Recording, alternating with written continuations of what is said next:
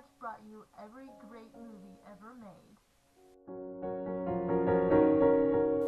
So Ready Player One is directed by Steven Spielberg, yay, and it stars Ty Sheridan, who is one of the only lead American actors in this movie.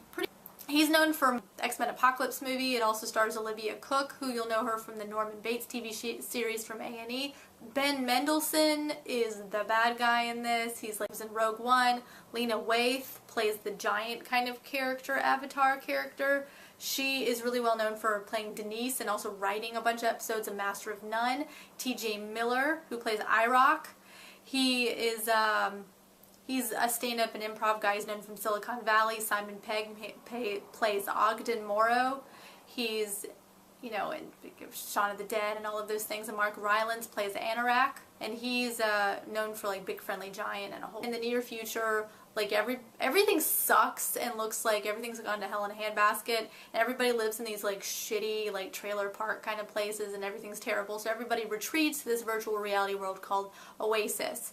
And it's like gamer's dream. Everyone plays it. Everyone just escapes reality into this place. So when the creator of this game dies, he leaves what everyone calls an Easter egg. And if whoever one of his players finds the Easter egg, you get all of his stock and control of the company. So this is pretty freaking sweet. It's like Willy Wonka game for gamers, kind of. It's the whole Willy Wonka the Chocolate Factory thing, except it's open to anybody, including large corporations who can hire a bunch of people to try to look for it, like Veruca Salt and hiring her dad's factory workers to find the golden ticket. It was great. This movie was so good. I was going into it thinking it was going to be like a kind of young adult novel version of a science fiction movie, which can sometimes alienate the adult audience. And the best movies to me, especially when it comes to movies like this or animated films, are when young people and old people, or somewhere in between, everyone can enjoy it. And this movie does such a good job with that. If you're a cinephile or you are a gamer, nostalgia and pop culture references just run amok in this movie. It looks beautiful. Love the world that they created. Married a gamer, but I'm not a gamer myself, but I still understood a bunch of the references. All the pop culture and the music and the film references I totally got. They were so funny and done. And this is such a unique movie. I originally wanted to see something else because I wasn't sure if this movie would come off a little too young, too childish, but it was great. It felt nostalgic without feeling like they were recycling. They did it in a really funny, new, unique kind of way.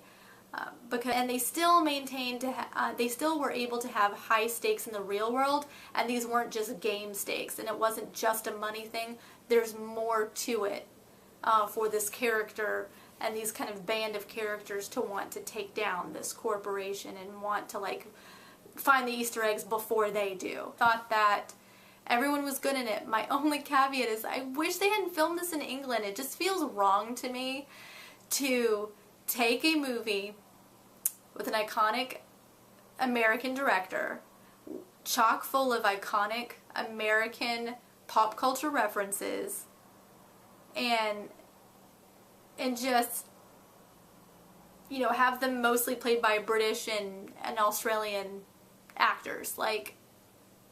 At least the lead's American, but I mean they all did a capable job, and they all actually did pretty good American accents. Thinking of a couple of things with the big corporation who are the bad guys, and not really explaining too much, exactly how they have certain political power.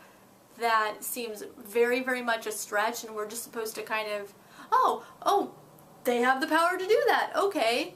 But then at the end of the movie, some stuff happens with them and you're like, oh, I guess they don't have as much power as I thought they did.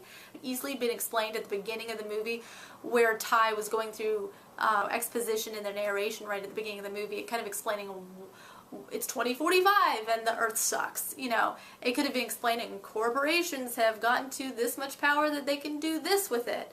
That, and then there's one other plot point with the Avatar looking one way and then says, oh, I don't look this way in real life, and then you meet her and you're just like, girl, I don't know what you're freaking out about. You look fine. See it. It's fun. It's funny. It's something that everyone can watch. It's great looking. It does amazing. It's not surprising that the rating I am giving this movie is good.